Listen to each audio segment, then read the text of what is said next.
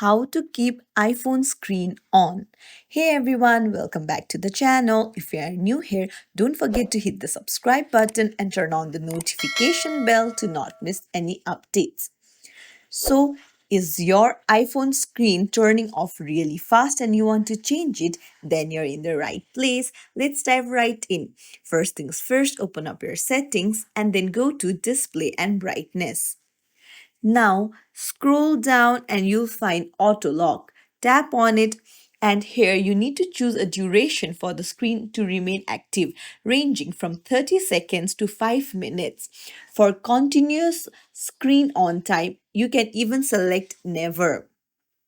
So, if you select never, your iPhone screen will not turn off automatically unless you manually turn it off. So, that's it. If you found this tutorial helpful, don't forget to like and subscribe to our channel for more tips and tricks. Thank you for watching. See you in the next video.